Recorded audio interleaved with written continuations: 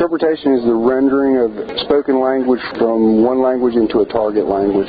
Interpretation deals with the spoken word, while translation deals with the written word. Primarily, they are communication facilitators, they're advocates, cultural brokers, also clarifiers.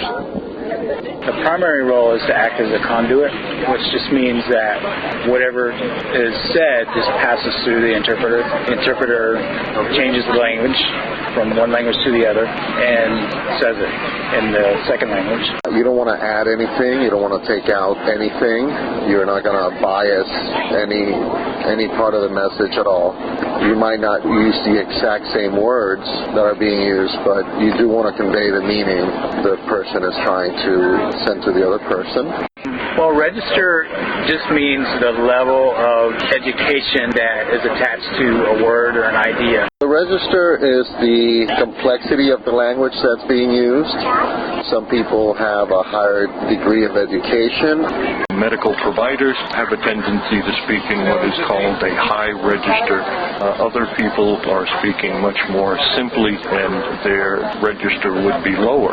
You as an interpreter have the responsibility to accurately convert the register of one party into the language of the other. Now, sometimes if the register is too high and either you don't know it or certainly the patient may not know it, then the interpreter should seek clarification by saying, could you please explain that term in more simple language so that the interpreter can better and more accurately interpret it so the patient will understand. Words such as permanent or constant might be very simple to you, but somebody might struggle with that type of terminology.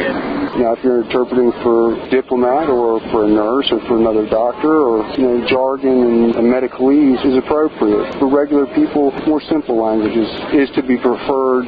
Of course, you might get a doctor out here. I've had engineers that I've met. It's very curious because we all have the same basic structure, and by we all I mean all of Latin America.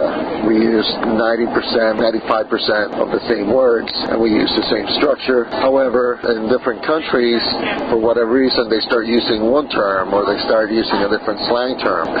It's very similar to Australians talking about the shrimp on the barbie, or the English saying, knock me up in the morning. Over there it means to, have somebody wake you up. Over here it's got a different meaning.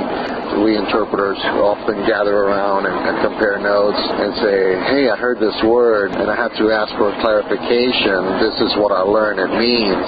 And then we'll trade tips and mention, oh, you shouldn't say this word because, for this group of people it might be slang, it might be a sexual reference, or like just 5 minutes ago we were talking, you can't really say bottle when you're talking about a baby bottle, because if you say bottle here, botella, which is the proper term, it might have the implication that it has alcohol in it. So you need to imply it's biberon or mamila to further specify it's a baby bottle. There is one incident that is repeatedly cited of an individual arriving in an emergency room, and the people who accompanied him kept saying, él está intoxicado.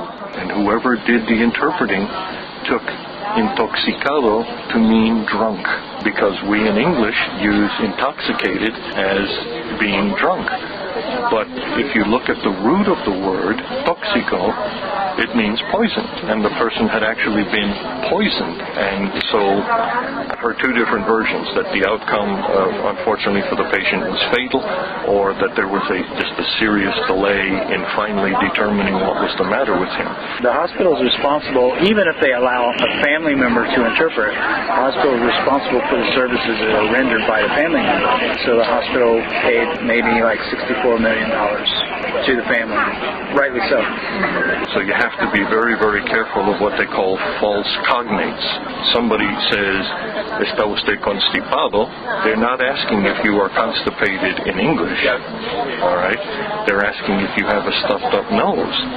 But a lot of people who think they know Spanish, if they hear the word constipado, they think, oh, there is constipation, there's a problem with bowel movements, when in fact in Spanish it means something entirely different. I I would say if you're a provider and you speak a little bit of Spanish and you think you communicate well enough in Spanish to treat a patient without an interpreter, I would recommend that you have a language assessment done, because one of the things that I see are that there are providers who may have very basic knowledge of a second language, and they're able to ask if a patient feels okay, if they're in pain, but that's not enough. And there are a whole lot of cultural considerations, a whole lot of language considerations to consider. I would say put yourself in the shoes of being in another country and expecting that somebody would treat you by just asking, do you hurt, where do you hurt, do you have a fever?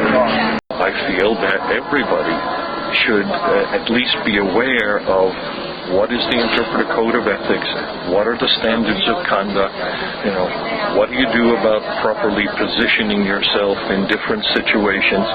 There has to be familiarity with medical terms, and also there has to be familiarity with the cultures of the people that you're going to be dealing with. Now, having said that, where do you get all of that? Okay, nobody is born with all of that information in their head. You have to go through, I think, some type of training and experience. For a project like this, maybe a few hours are enough. Of course, if you're going to be working in a hospital setting, you would need much more training. But I think you always need training pretty much for everything you do. I would certainly tell a new interpreter, there is no shame in saying, I'm sorry, I don't understand.